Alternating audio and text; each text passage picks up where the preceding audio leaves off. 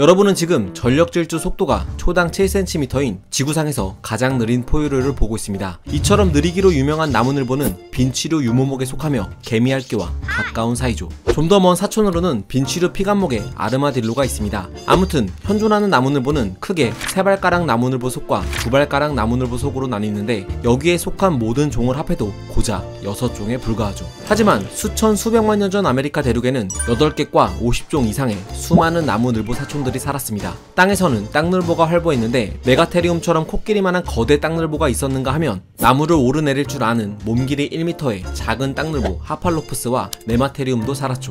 그리고 안데스 고지대에서는 디아블로테리움이란 땅늘보 화석이 여럿 발견됐는데 지난 2011년 고생물학자인 프랑수와 포좁스는 이들의 서식지가 산악 고지대인 점으로 미루어 보아 이들은 바위나 암벽 등을 기어오르는 클라이밍 늘보였다는 주장을 펼치기도 했습니다. 이렇듯 아메리카 대륙에는 각양각색의 늘보들이 살았는데 한 가지 신기한 건 이들 중에는 바다에 사는 늘보도 있었다는 사실이죠.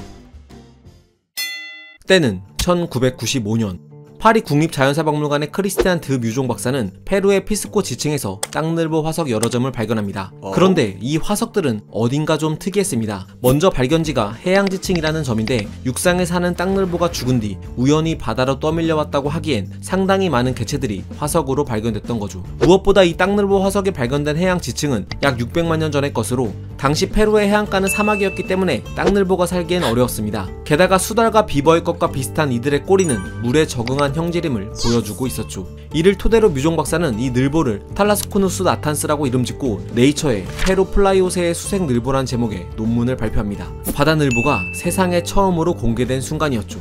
그런데 이 늘보는 어쩌다가 바다로 가게 된 걸까요? 앞서 600만 년 전 페루 해안가는 사막이었다고 했죠. 그렇습니다. 당시 이 지역의 땅늘보들은 초원지대에서 풀을 먹어가며 잘 살아가고 있었는데 기후가 점차 건조해지면서 서식지가 사막화되자 어쩔 수 없이 근처 바다에 사는 해초로 눈길을 돌렸고 결국 수생 환경에 잘 적응한 녀석들만 살아남게 된 거죠. 여기 녀석들의 이빨 화석에 난 상처들이 보이시나요? 이는 바닷속 해초를 뜯어먹을 때 모래까지 씹어먹는 바람에 모래에 긁혀 생긴 상처들입니다. 2004년 해당 연구를 진행한 뮤종 박사는 이들의 뒷다리 뼈에서도 상처가 났다가 치유된 흔적들이 보이는데 이는 바다에 살던 녀석들이 종종 파도에 휩쓸려 암초에 부딪힌 증거라고 주장했죠. 그리고 앞 뒷발은 물갈퀴가 아닌 전형적인 갈고리 모양의 발톱이 있었지만 전반적으로 앞다리 길이가 길어지면서 수영에 적합한 체형을 갖추게 됐습니다. 마치 약 5천만 년 전 듀공이나 매너티가 바다에 적응하는 과정에서 뒷발이 퇴화되고 앞발만 남은 것과 비슷하죠. 또 바다늘보는 물속으로 가라앉아 해초를 뜯어먹기 위해 골밀도가 증가하는 방향으로 선택압을 받았는데요. 실제로 지난 2018년 고생물학자인 엘리 암스는 현생 나무늘보와 바다늘보인 탈라스코누스의 두개골 단면을 촬영해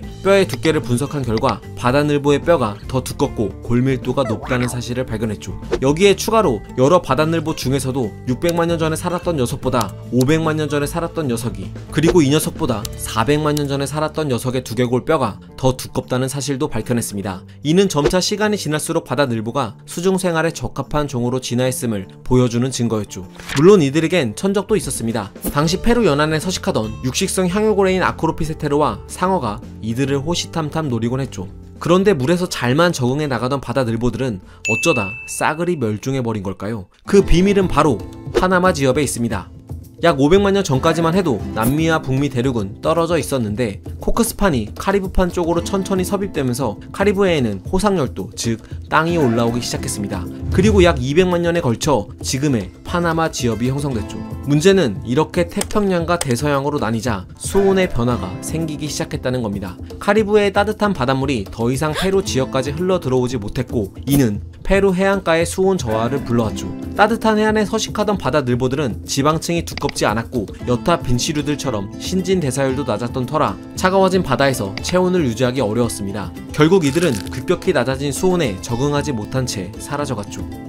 지난 2015년 엘리암슨 박사는 만약 바다늘보가 몸의 지방을 축적하는 방향으로 진화했어도 두꺼워진 지방 탓에 물속에 쉽게 가라앉지 못했을 테고 결국 바닥에 있는 해초를 먹지 못해 쉽사리 생존을 이어나가긴 어려웠을 거라고 밝혔는데요. 이처럼 대부분의 멸종은 우연에서 비롯됩니다. 자, 그런데 바다는 그렇다 치더라도 육지에 살았던 그 많은 땅늘보들은 왜 모두 사라져버렸을까요? 아직 정설은 없지만 과학자들은 여러 요인들이 땅늘보들을 멸종으로 내몰았을 거라고 주장합니다. 첫 번째는 기후의 변화로 플라이스토세 동안 이어지던 빙하기가 끝난 후 기후가 점차 온화해지자 덩치가 큰 땅늘보들은 체온 조절에 어려움을 겪게 됐고 그 결과 멸종하게 됐다는 주장이죠. 그도 그럴 것이 덩치가 크면 열 발산이 제대로 이루어지지 않아 추운 기후에는 유리할지 몰라도 더운 기후에는 불리합니다. 그리고 남미 지역의 경우 약 13만 년 전 베링 해협을 건너와 남미에 정착한 제규어 같은 새로운 포식자로 인해 이 지역의 땅늘보 개체수가 대폭 줄었고 결국엔 멸종으로 이어졌을 거라는 주장도 있죠.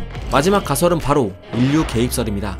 약 1만 년 전 아메리카 대륙으로 진출한 인류가 땅늘보들을 무차별적으로 사냥했고 이것이 이들을 멸종으로 내몰았다는 가설이죠. 실제로 인류 개입설을 주장하는 고생물학자인 데이비드 스테드먼은 2005년 발표한 논문에서 약 11,000년 전부터 땅늘보의 90%가 멸종의 가속화가 붙기 시작했다고 주장했습니다. 그는 10,000년 전까지만 해도 거대 땅늘보인 에레모테레움과 메가테리움이 살았었고 중소형 땅늘보 메갈로코노스와 네오코노스도 불과 5,000에서 6,000년 전까지 쿠바 지역에서 생존한 흔적이 남아있다고 밝히면서 수많은 땅늘보가 급작스레 사라진 시기가 인류가 이곳으로 이주해 정착한 시기와 정확히 겹친다고 밝혔죠. 즉 땅늘보의 멸종에 인류의 개입은 때려야 뗄 수 없는 관계라는 겁니다. 그러나 이런 악조건 속에서도 제 몸 하나는 건사한 녀석이 있었으니 바로 지금의 나무늘보였죠. 땅이 아닌 숲으로 그리고 나무로 기어 올라갔던 녀석들은 운 좋게 목숨을 부지할 수 있었던 겁니다. 이들은 앞선 땅늘보들과는 달리 50에서 60cm에 불과한 작은 체구와 느려 터진 움직임 덕분에 신진대사율이 무척 낮아 조금만 먹어도 생존이 가능하죠. 또한 털에서 자라는 녹조류의 위장 효과로 인해 천적에게 들킬 염려가 별로 없습니다. 재미있는 건 녹조류가 낀 털은 나무늘보의 비상식량으로도 쓰인다는 사실입니다. 지난 2013년 생태학자 조나단 파울리 박사는 나무늘보 털에 사는 120여 마리의 나방들이 죽고 분해되는 과정에서 질소화합물이 생기고 이는 털에 낀 녹조류의 성장을 도와준다는 사실을 발견했죠. 그는 기존 나뭇잎과 나무늘보 털에 사는 녹조류의 영양 성분을 비교했는데요. 놀랍게도 둘의 단백질 함유량은 비슷한 반면 지방은 녹조류가 최대 5배나 많은 것으로 드러났습니다. 즉 나무늘보는 털에 지방이 풍부한 식량을 갖춘 덕분에 생존에 유리한 고지를 점할 수 있었던 거죠.